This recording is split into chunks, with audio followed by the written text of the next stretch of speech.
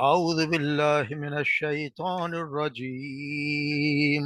بسم الله الرحمن الرحيم. فلما ذهبوا به وأجمعوا أن يجعلوه في غيابة الجب وأوحينا إليه لتنبئنهم بأمرهم هذا وهم لا يشعرون. وجاءوا أباهم عشاء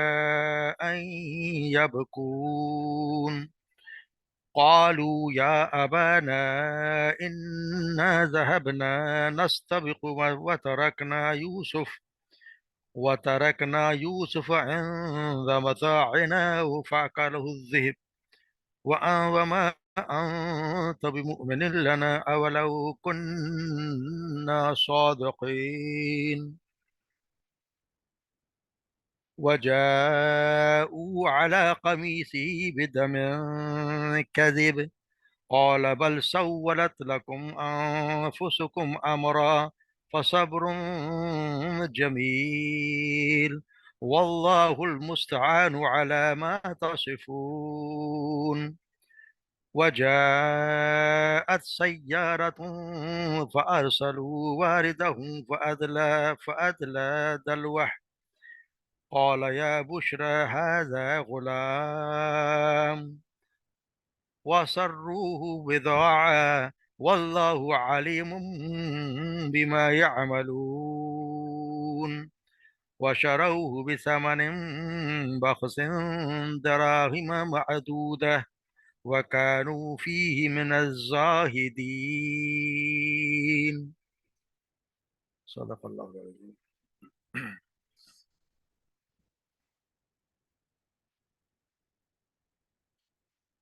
فلما ذهبوا اور جب وہ اسے لے گئے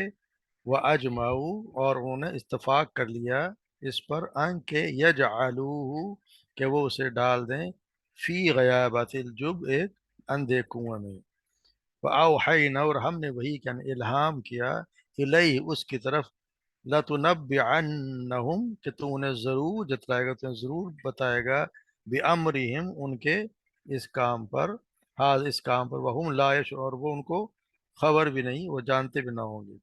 وجاءوا اور وہ آئے اباہم اپنے ابا کے پاس عشاء یعنی اندھیرا پڑے رات کے وقت یبکون روتے ہوئے. قالو انہوں نے کہا یا ابانا اے ہمارے ابا جان انا بے شک ہم ذهبنا ہم دوڑنے لگے نستبق آگے نکل یعنی مقابلہ کرنے لگے وترکنا اور ہم نے چھوڑ دیا یوسف کو عند متاعنا ہمارے سامان کے پاس عند پاس متاعنا ہمارے سامان کے پاس فَأَكَلَهُ الذِّئْبُ پس کھا گیا اسے بھیڑیا فَأَكَلَهُ پر کھا گیا اسے بھیڑیا.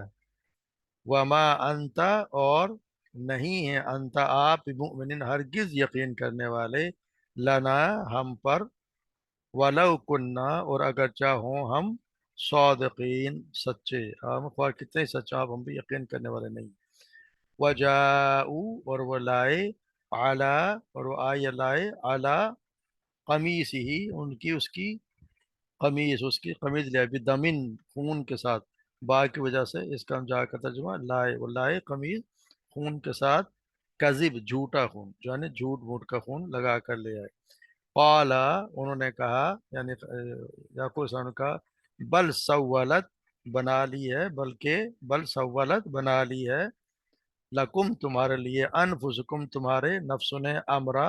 اس امر کو یعنی کام تمہارے لیے تمہارے نفسوں نے آسان بنا لیے. فصبر جمیل اور بس صبر اچھا صبر ہے. واللہ اور اللہ ہی مستعان جس سے میں مدد چاہتا ہوں علی ما تصفون اس پر جو تم بیان کرتے ہو یا جو تم گڑھتے ہو اس پر میں تو اللہ سے مدد چاہتا ہوں. وجاءت اور آیا سیارتن ایک قافلہ سیارتن جو ہے وہ مونس کی وجہ سے یہاں پہ جاءت آیا ورنہ جاءت مونس کی وجہ سے سیارتن ایک قافلہ آیا فارسلوا پس انہوں نے بھیجا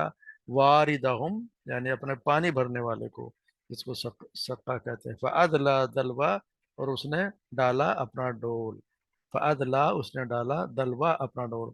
قال اس نے کہا یا بشرا، یا آہا خوشی کی بات، یعنی کوئی بشارت ہو، ہاذا غلام، یہاں تو ایک لڑکا ہے، وَسَرُّوهُ پھر انہوں نے چھپا لیا اسے، بدعا یعنی اب سامان، مال تجارت سمجھ کے انہوں نے اس کو چھپا لیا، واللہ اور اللہ علیم جاننے والا ہے، بما یعملون جو وہ کرتے تھے، وشروہ اور پھر انہوں نے اسے بیچ دیا، بسامن یعنی دام، بسامن بخسن، یعنی بہت تھوڑے داموں میں، دراہم معدودہ گنتی کے چند، انہوں نے دراہم درم میں بیچ دیا، وَكَانُوا فِيهِ مِنَ الزَّاهِدِينَ اور وہ تھے اس کے معاملے میں من الزاہدین یعنی رغبت نہ رکھنے والے یا بیزار تھے اس سے، اسے انہوں نے اس کو کم داموں میں بیچ دیا۔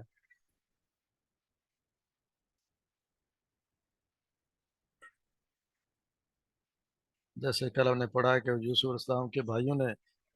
یعقوب علیہ السلام کے سامنے دلائل پیش کیے کہ کسی طرح ان کو لے جائیں، اور پہلے سے ان کا پروگرام جو تھا وہ یہی تھا کہ اس کو کسی طرح ہم نے ان کو کنویں میں ڈال دینا، اور ان کو اپنے، تاکہ ہمارے باپ کی توجہ ہماری طرف متوجہ ہو جائے، باپ مکمل توجہ ہماری ہی طرف ہو جائے۔ تو یہاں پھر ہمارے کا پھر انہوں نے کیا کہ ولما ذهبوا جب انہوں نے دوبارہ وہ لے گئے، انہوں نے طے کر لیا کہ اسے اندھے کنویں کی گہرائی میں ڈال دیں گے، تو انہوں نے پکا ارادہ یعنی پکا ارادہ کر لیا، یعنی آخر وہ باپ کی کسی عذر کی پرواہ نہ کرتے ہوئے ان کی خاموش ہونے پر وہ اسے وہ ساتھ لے گئے، وہ اجمعوا انہوں نے اتفاق کر لیا ان یجعلوہ فی غیبات کہ اسے گہرے کنویں میں پھینک دیں۔ تو پھر کیا ہوا اس کا اللہ تبارک نے کوئی جواب یہاں پہ کوئی اس کا ذکر ہی کوئی نہیں کہ انہوں نے کیا کیا، کس طرح کیا، سننے والے پر خود ہی سمجھ رہے ہیں کہ قتل کرنے تک کا منصوبہ بنانے والے اس بچے کے ساتھ انہوں نے کیا سلوک کیا ہوگا، انہوں نے کنویں پھینکتے ہو تو ان کے ساتھ کیا کچھ کیا ہوگا۔ اللہ تبارک و تعالیٰ نے قرآن اس طرح اشارہ کرتا ہے پھر سمجھنے والے پر چھوڑ دیتا ہے کہ جو کچھ بھی ہے یوسف علیہ السلام کے ساتھ ان کے سلوک میں جو تصور آ سکتا ہے اسے الفاظ میں جامع پہنانا بڑا مشکل ہے، یہ باتیں تھیں پھر کیونکہ قرآن جو ہے کوئی قصہ کوئی تو کرتا نہیں، اس نے خود پہ چھوڑ دیا کہ جب کسی کو کنویں میں پھینک دیں گے تو اس کے ساتھ کیا کچھ کیا ہوگا اور انہوں نے کس طرح زیادتی کی ہوگی۔ یہاں اللہ تبارک و تعالیٰ نے یہاں اس کو کسی کو بالکل ہی چھوڑ دیا کہ جو تصور انسان خود سو سکتا ہے وہی سو سکتا ہے۔ تو پھر وہ پھر کہتے ہیں کہ جی نبیوں اوحینا، اور ہم نے پھر وہی کیا الہام کیا، یعنی کہ یہ تو عمر تو ان کی وہی والے نبوت نہیں ملی تھی، یہ اسی طرح کا الہام ہوتا ہے، جس طرح کے الہام کہتے ہیں کسی ایسا دل میں ڈال دینے بات، جیسے ہم پڑھتے ہیں نا، جیسے ہم نے سورہ قصص میں پڑھے موسیٰ علیہ السلام کی ماں کو بھی اللہ تبارک و تعالیٰ نے اوحینا الی ام موسیٰ، یعنی انہوں نے بھی اللہ تبارک و تعالیٰ انہوں نے بھی الہام کیا کہ اگر وہی کی کہ اسے تو دودھ پلا، یعنی کہ اس کو وہی کی کہ اسے یہ وہی کی کہ تو اس کو دریا میں ڈال دے، اس کو میرا اور تیرا دشمن اٹھا لے گا۔ یہ الہام ان پہ بھی الہام کیا گیا کہ یہ کیا الہام کیا گیا کہ تو اوحینا الیہم فتنبئنہم بامرہم، تم ان کو ضرور یہ بات جتلائے جو ان کے کام پہ جو تمہارے ساتھ زیادتی کر رہے ہیں جو کچھ کر رہے ہیں تم انہیں ضرور یہ جتلاؤ گے، وہم لا، اور ان کو اس بات کا شعور بھی نہیں ہوگا۔ یہاں لا شعور سے مراد یہاں پہ اس کے تین معنی نکلتے ہیں، اور ایک تینوں میں سے کوئی بھی سمجھا سکتے ہیں۔ ایک یہ کہ ہم یوسف کو ایک تسلی دے رہے تو ان کے بھائیوں کو کچھ خبر نہ تھی کہ وہ اس وحی کی جا رہی، اب ان کو تسلی، ان کے بھائی نہیں جانتے تھے کہ اللہ تبارک و تعالیٰ ان پر کوئی الہام کر رہا ہے۔ دوسری ایک کہ ایسے حالات میں ان کی حرکت انہیں جتائے گا جہاں تیرے ہونے کا انہیں وہم و گمان تک بھی نہ ہوگا، یعنی آپ ایسی جگہ پہ پہنچیں گی جہاں پہ تیرے سامنے کھڑے ہوں گے، یہ ان کے گمان میں نہیں ہے کہ وہ اس بات کو نہیں جانتے۔ تیسری یہ کہ آج بھی یہ بے سوچے سمجھے حرکت کر رہے ہیں اور نہیں جانتے کہ آئندہ اس کے نتائج کیا ہونے والے ہیں۔ تو یہ وہم لا یشعرون، وہ جانتے نہیں کہ وہ کر کیا رہے ہیں، یعنی وہ تو اپنے طرف سے بہت یہ کام کر رہے ہیں کہ ہم اپنے باپ کی کسی طرح سے توجہ حاصل کر لیں اور یوسف سے جان چھڑا لیں، اور ان کو اندازہ نہیں کہ وہ کیا کرنے لگے۔ وجاء اباہم عشاء یبکون، اور پھر وہ آئے اپنے باپ کے پاس اندھیرا پڑے یا وہ روتے ہوئے، یعنی اتنا بڑا ظلم کرنے کے بعد انہیں یہ دیکھ رہے ہیں دن کی روشنی میں آنے کی باپ کے باپ سے ہمت نہ ہوئی، کیونکہ دن کے وقت تو انسان کے چہرے کے اثرات اور جسم کا اضطراب اور زبان کا لڑکھڑانا سب کو ظاہر کر دیتا ہے، اسی لیے پھر وہ عشاء کے وقت باپ کے پاس ہے۔ ویسے بھی اکثر جرائم کے جو ہوتے ہیں انہیں چھپانے کے ذریعے رات کا اندھیرا ہی بنتا ہے، اسی لیے ہم سب ہمیں یہ بھی اللہ تعالیٰ نے حکم دیا ہے کہ من شر غاسق اذا وقب، اور اندھیری رات کے شر سے جب وہ چھا گئی تو پناہ مانگنی چاہیے اللہ تبارک و تعالیٰ سے۔ تو یبکون، وہ روتے ہوئے آئے، اس سے یہ بھی پتہ چلتا ہے کہ ہر رونے والا سچا نہیں ہوتا، تو سوچ جو رونا ہے اس کا کوئی سچا نہیں ہوتا ہے۔ جیسے ایک عالم کا قول ہے کہ یوسف علیہ السلام کے بھائیوں کے رونے کے بعد سے ہمارا اعتبار رونے والوں سے اٹھ گیا ہے، کون جانے کہ سچا رو رہا ہے کون جھوٹا رو رہا ہے۔ اسی طرح یہ بھی آتا ہے تاریخ میں، حسین جب سیدنا حسین رضی اللہ تعالیٰ عنہ کی بہن زینب نے کوفہ والوں کو روتے پیٹتے ہوئے دیکھ کر پوچھا کہ یہ کیوں رو رہے ہیں؟ کوفہ والے پہ رو رہے تھے، ماتم میں ان سے پوچھا، یہ زینب نے پوچھا نہیں کیوں رو رہے ہیں؟ انہیں بتایا کہ لوگ حسین رضی اللہ عنہ اور ان کے ساتھیوں کی شہادت پر رو رہے ہیں، تو بے ساختہ کہنے لگیں کہ یہ لوگ ہم پر رو رہے ہیں تو پھر ہمیں قتل کرنے والے کون ہیں؟ یعنی کیا یہ کوفہ کے باہر کی کوئی مخلوق تھی؟ یہی تو قتل کرنے والے، تو یہی اب رو رہے ہیں۔ اس لیے رونے والے بھی کوئی ضروری نہیں کہ جو آدمی رو رہا ہوا سچ ہی رو رہا ہو، یہاں سے اندازہ ہو کہ روتے ہوئے آئے اور جھوٹا، عشاء رات کے وقت آئے اور جھوٹ پہ لے یعنی روتے ہوئے آئے۔ اور کیا کہ انہوں نے قالوا یا ابانا انا ذهبنا نستبق ترکنا یوسف، کیا اللہ جب اے ابا جان، ہم تو دوڑ میں لگ گئے، ایک دوسرے مقابلے میں نکلتے چلے گئے اور آگے چلے گئے، اور ہم نے یوسف کو اپنے سامان کے پاس چھوڑ دیا۔ تو پھر کوئی بھیڑیا آیا فقال اسے، اور بھیڑیا اس کو وہ کھا گیا۔ تو یہ ہے، انہوں نے ایک اپنے طرف سے ایک چال چنائی اپنے اب ساتھ اپنی صفائی پیش کرتے والد پر، اس کا یہ بھی اپنے صفائی پیش کے ساتھ بھی ابا جان کو یہ بھی کہہ دیا کہ جی ہم کتنے ہی سچے ہوں، آپ ہماری بات پہ یقین تو کریں گے نہیں، یعنی آپ ہمیں کتنے سچے ہیں کہ آپ ہم کتنے ہی سچے ہوں، آپ ہم پہ اعتبار کرتے ہی نہیں، جی ہماری بات کو تو مانیں گے نہیں۔ تو یہ اس سے یہ بھی نظر لگا ہے، مگر سننے والا یہ تو ضرور سوچتا ہے کہ بھیڑیا کیا انہیں ہڈیوں سمیت دکھا گیا کہ ایک ذرہ بھی باقی نہ چھوڑا، صرف قمیض لے کے آ گئے، جو وہ ساتھ لیتے آتے کچھ تو لے کے آتے ساتھ، اس لیے بھی کہ اگر کچھ بچا کچا جسم واپس لاتے، نہ یہ کہا کہ ہم نے اس کو دفن کر دیا ہے، نہ کچھ کہا، صرف قمیض اور خالی ایک قمیض لے کے وہ یہاں آ گئے، تو یقینی بات ہے کہ عام آدمی سوچا تو وہ تو ایک اللہ کے نبی ہیں، تو انہوں نے یقیناً سوچا کہ سب کچھ جو کر رہے ہیں جھوٹ ہے، اور پھر انہیں یہ بھی پتا تھا کہ یوسف پہ تمام نعمت کے تمام ہونی ہے، اور اس جو خواب ان کو خواب کا معلوم تھا، انہیں یقین اس بات پہ قطعی نہیں آیا، پر یہ ضرور تھا کہ انہوں نے سوچا کہ کچھ نہ کچھ انہوں نے ان کے ساتھ غلط کام کیا ہے، کیونکہ انہوں نے جو حرکت کی ہے وہ کبھی غلط کام انہوں نے ضرور کی ہے۔ تو کیا جاؤ علی قمیص بدم کذب، جھوٹا موٹا خون اس پہ لگا کے لے آئے، یعنی کہ جھوٹا خون، اس سے کہا تمہارے لیے تمہارے دلوں نے کام مزین کر دیا، تمہارے کام آسان کر دیا ہے، اور صبر جمیل، اور میرے لیے جو ہے وہ میں تو صرف صبر ہے جو وہی اچھا صبر ہے۔ یعنی اب سچا ثابت کرنے کے لیے ایک یہ بھی چال تھی کہ یوسف قمیض پہ ایسا خون لگا کر لیا ہے کہ جس کے معنی جھوٹ ہیں، یعنی یا کسی بکری یا کچھ جنگل کو کوئی جانور شیر کوئی شکار کیا ہوگا تو اس کا ذبح کر کے خون اس پہ لگا کے لے آئے، مگر والد جو ہے وہ ساری بات سمجھ گئے، کیونکہ ان کی جو گھڑی ہوئی کہانی تھی وہ خود ہی اپنی حقیقت بتا رہی تھی، کہ وہ سب کہہ رہے ہیں کہ جو کہہ رہے ہیں یقیناً وہ جھوٹ ہی ہے۔ بھیڑیا نے وہ سمجھ گئے کہ بھیڑیا نے اس کا ہرگز نہیں کھایا، حقیقت یہ ہے کہ تمہارے دلوں نے تمہارے لیے کوئی بات خوشنما بنا دی جو تم کر گزرے ہو۔ اب چونکہ بہت سی چیزیں ہو سکتی تھی، اس لیے ان کا تعین نہیں فرمایا کہ کہیں وہ یوسف کو کہیں پھینک آئے یا کسی جگہ لے جا کر بیچ آئے ہیں یا کہیں چھپا دینا وغیرہ، سب کچھ بھی ہو سکتا ہے۔ مرنے کا یقین ہو جائے تو انسان کو صبر آ جاتا ہے، مگر جب خبر ہی نہ ہو کہ بیٹا اس وقت کہاں ہے کس سال میں، تو پھر بہت بڑی آزمائش، اور ہر وقت دل میں ایک انسان کو چنگاری سلگتی رہتی ہے۔ اور ادھر خواب کے مطابق بھی یوسف السلام پر تو ابھی نعمتوں کا تمام ہونا تھا، تو پھر اس طرح انہوں نے یقیناً انہوں نے سوچا کہ یہ غلط بات ہو رہی ہے۔ اب آپ اندازہ لگائیں کہ پھر یہ لوگ ابھی یہاں سے یہ بھی اندازہ ہوتا ہے کہ جو لوگ کہہ دیتے ہیں کہ جی بزرگ جو ہوتے ہیں وہ بھی بہت کچھ جان لیتے ہیں، ان کو سب چیزوں کا پتہ ہوتا ہے، وہ عالم غیب، تو یہاں دیکھیں کہ اللہ کے رسول ہیں، اور اللہ کے رسول ہوتے ہوئے بھی ان کو یہ نہیں انداز کتنی دور سے کھیلنے چلے گئے ہوں گے، بچے کو لے کے کتنے دور 3 کلومیٹر چلے گئے ہوں گے، 4 کلومیٹر چلے گئے، مگر وہاں کنویں میں ڈال دیا، اللہ کے رسول کو نہیں پتا چل رہا، اللہ کے رسول کو نہیں پتا کہ میرے بیٹے کے ساتھ انہوں نے کیا حرکت کی ہے۔ انداز کیوں یہاں پہ لوگ کہتے ہیں کہ جی فلاں حضرت صاحب کی نظر لوہے محفوظ پر ہے، یہاں پہ اللہ کے نبی ان کو یہ نہیں پتا چل رہا کہ 3 4 کلومیٹر میرے بچے کے ساتھ کیا ہوا ہے۔ تو اس لیے یہ اللہ تبارک و تعالیٰ کی مرضی ہوتی ہے، جس کو جتنا علم جتنا ضرورت ہوتا ہے اتنا سکھاتا ہے، اس کی اللہ کی ذات کے سوا کسی کے پاس کوئی غیب کا نہیں ہے۔ جب وہ چاہتا ہے تو ہم آگے پڑھیں گے کہ جب اللہ تبارک و تعالیٰ چاہے گا تو یوسف کی خوشبو مصر سے بھی آ جائے گی، یہاں پہ 3 کلومیٹر پہ بھی نہیں آ رہی۔ تو یہ ہمیں ہمارے اعتقاد کو بھی، ہمارا اعتقاد بھی ساتھ ساتھ صحیح ٹھیک ہونا چاہیے کہ اللہ کے سوا کوئی ذات، کوئی عالم غیب ہے نہیں، سوا اللہ کی ذات کو کوئی نہیں۔ پھر انہوں نے کہا کہ تمہارے کا نفس نے تمہارے کم آسان ہے، فصبر جمیل، میرے تو صبر جو ہے وہ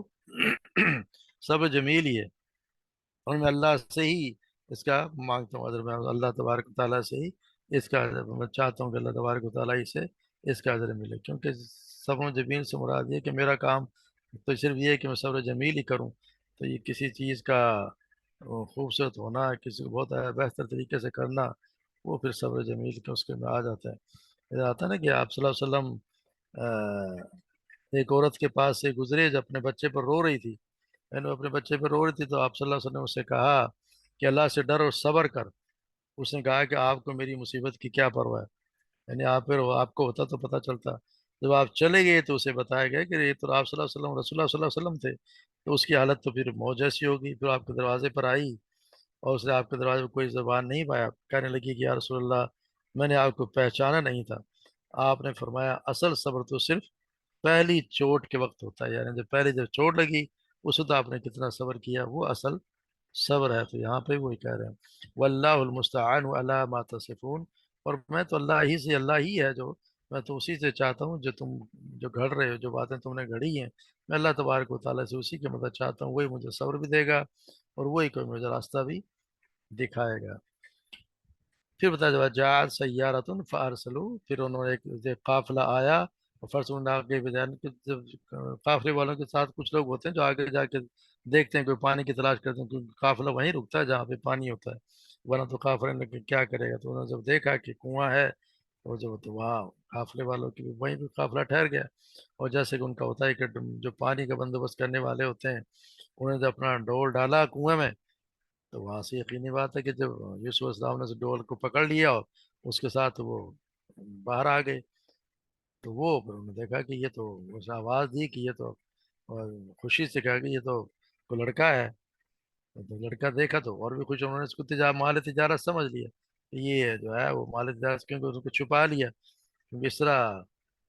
جب یہ تو یہ لازم ہو گیا کہ کیونکہ اگر وہ یہ بس اگر وہ نہ کرتے تو اگر یا تو کوئی لڑکا ملا تھا تو یا تو یوسف علیہ السلام کے بتانے کے انہیں کہ ان کے والد کے پاس پہنچا دیتے، مگر وہ بالکل ظالم تھے، انہیں زبردستی غلام بنا کر سامان تجارت کے طور پر چھپا لیا کہ مصر میں جا کر فوت کر دیں گے، حالانکہ کسی آزاد کو غلام بنانا، اسے فروخت کرنا حرام ہے۔ اس سلسلہ میں یوسف السلام کے بھائی کا کوئی ذکر نہیں ہے، بلکہ صاف ظاہر ہے کہ یوسف السلام کے نکلنے پر اہل قافلہ جو ہیں بڑے خوش ہوئے، انہوں نے اس کو سیوانہ تجارت کے طور پر چھپا لیا، کسی کو خبر تک نہ ہونے دی کہ ہمیں کوئی ایسا چیز ملا ہے۔ پھر انہوں نے کیا قال ہا بشرا یا بشرا ھذا غلام وسروا بدعا، اور پھر انہوں نے چھپا لیا سامان تجارت سمجھ کر، واللہ علیم بما یعمل، پر اللہ تبارک و تعالیٰ خوب جانتا ہے جو وہ لوگ کر رہے تھے۔ وشروہ بثمن بخس دراہم، اور پھر انہوں نے اس کو شراہ، انہوں نے بیچ دیا، یعنی کہ جو چھپا دیا، سر سامان بخسن، اور شرح انہوں نے بیچ ڈالا سامان بخسن ایک دام، کھوٹے دام، یعنی بہت تھوڑے سے سامان پر، بخسن دراہمہ، دراہمہ یعنی درہم پر محدود ہے، گنتی کے چند درہم پہ انہوں نے اس کو بیچ دیا، فی میں نظر، اور وہ سے بے رغبت بیزار تھے، کیونکہ ان کو جب پتا تھا کہ قافلے والوں نے بالکل تھوڑی سی قیمت اس کو بیچ دیا، کیونکہ وجہ یہ تھی کہ قانونی طور پر حقیقی غلام کو تو وہ نہیں بیچ رہے تھے، اسے جو کچھ مل گیا اسے انہوں نے غنیمت سمجھا۔ بے رغبت ہونے کی ایک وجہ یہ بھی تھی کہ وہ جلدی اسے خلاصی حاصل کرنا چاہتے تھے، کیونکہ ڈرتے تھے کہ کہیں کوئی ایسا شخص نہ آ جائے جو انہیں جرم میں پکڑ لے، کہ وہ اس کے آزاد بیٹے کو غلام بنا کر پکڑ لے، انہیں تو نہیں پتا تھا یہ بچہ کون ہے، تو ہر وقت چھپا کر رکھنا اور یوسف صاحب کی کسی سے اپنی حقیقت اس میں کوئی موقع نہ دینا بیان کرنے کا، اس لیے انہوں نے اپنی جان چھڑائی، تو ان لوگوں نے اپنی جان چھڑا کے انہوں نے یوسف علیہ السلام کو مصر میں لے جا کے، اور یہ قافلہ جو مصری جا رہا تھا انہوں نے جا کے مصر میں یوسف علیہ السلام کو بیچ دیا، اور اس سے بے رغبت تھے، یعنی ان پہ کوئی ان سے دلچسپی نہیں تھی کہ کتنے میں بیچتا، انہوں جو پیسہ ملا، کیونکہ ان کو تو مفت میں مال ملا تھا، تو انہوں نے بیچ دیا کہ جتنا پیسہ ملتا ہے ان کے لیے تو حصہ ہی تھا، ان کا تو کچھ پیسہ لگا ہی نہیں تھا، اس لیے انہوں نے بیچ کے اور اپنی جان چھڑائی، جو چند ٹکوں کے عوض یوسف السلام کو انہوں نے مصر میں بیچ دیا۔ वमा अलैना इल्लल बलाग। अल्लाह तबारक व तआला हमें सही समझ अता फरमाए।